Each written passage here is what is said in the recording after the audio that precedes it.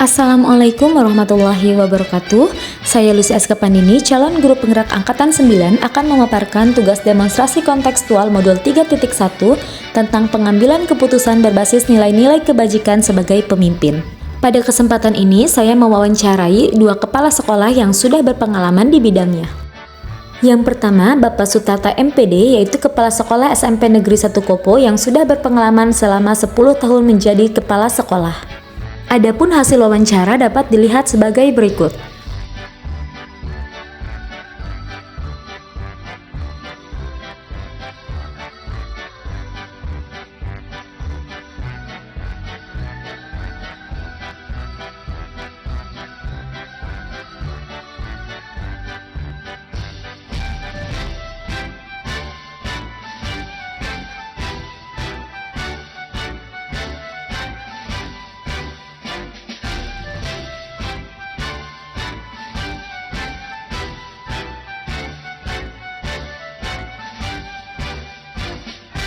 Yang kedua, Bapak Agus Haryana SPDMM merupakan kepala sekolah dari SMP PGRI Kopo yang sudah memiliki pengalaman 5 tahun sebagai kepala sekolah.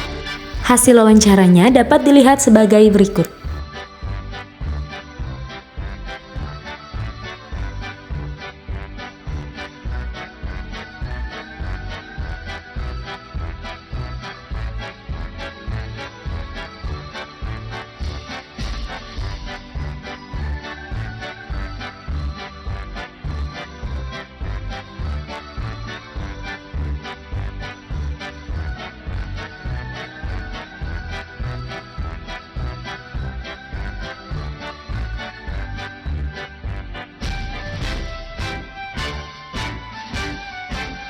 Setelah mewawancarai dua kepala sekolah yang begitu menginspirasi, maka selanjutnya saya menganalisis hasil wawancara berdasarkan pertanyaan-pertanyaan yang ada di LMS.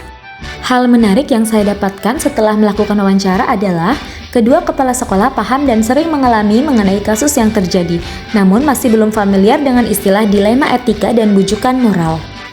Paradigma berpikir yang digunakan bermacam-macam disesuaikan dengan situasi. Jika berkaitan dengan murid, maka banyak mengambil paradigma rasa keadilan lawan rasa kasihan, juga paradigma kebenaran lawan kesetiaan.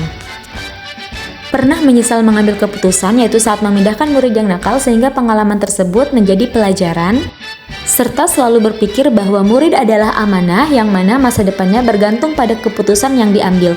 Contohnya pada kasus siswa yang harus naik padahal syaratnya tidak memenuhi, maka menggunakan cara berpikir berbasis rasa peduli walaupun harus membentur aturan.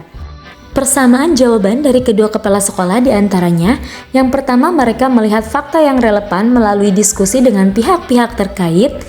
Yang kedua, mereka belajar dari pengalaman orang lain karena pengalaman adalah guru yang berharga, sehingga berkaca dari pengalaman orang lain dapat menjadi sebuah referensi dalam mengambil keputusan. Yang ketiga, jika tidak menghasilkan mufakat, maka dilakukan voting. Voting dilakukan saat tidak tercapai kesepakatan bersama, biasanya hal ini dilakukan dalam rapat kenaikan kelas.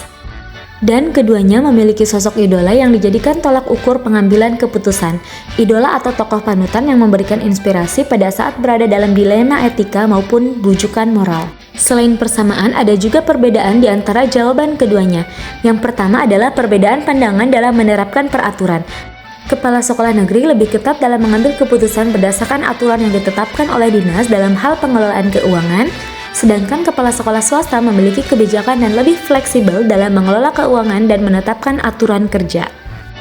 Dalam mengambil keputusan pun caranya berbeda. Ada yang lebih nyaman berdiskusi dengan orang yang dipercaya seperti wakil kepala sekolah, namun ada juga yang lebih memilih melakukan musyawarah bersama dengan seluruh dewan guru. Walaupun ada perbedaan, namun keduanya memiliki rencana ke depan, yaitu selalu belajar dari pengalaman sendiri dan pengalaman dari orang lain untuk mengambil hikmah dan pelajaran. Dalam mengambil keputusan harus selalu memikirkan dampaknya bagi murid, serta mengutamakan nilai-nilai kebaikan bersama dengan tidak egois dengan pilihan sendiri.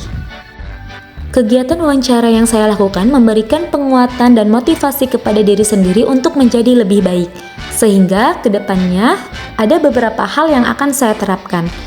Yang pertama, saat menemui kasus, maka perlu dipahami itu termasuk ke dalam dilema etika atau bujukan moral.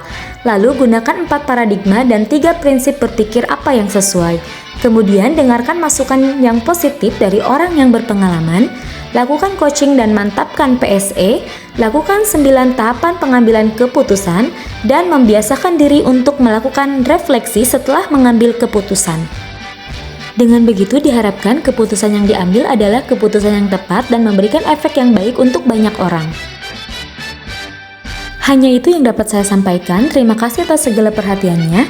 Salam guru penggerak, tergerak, bergerak, menggerakkan. Wassalamualaikum warahmatullahi wabarakatuh.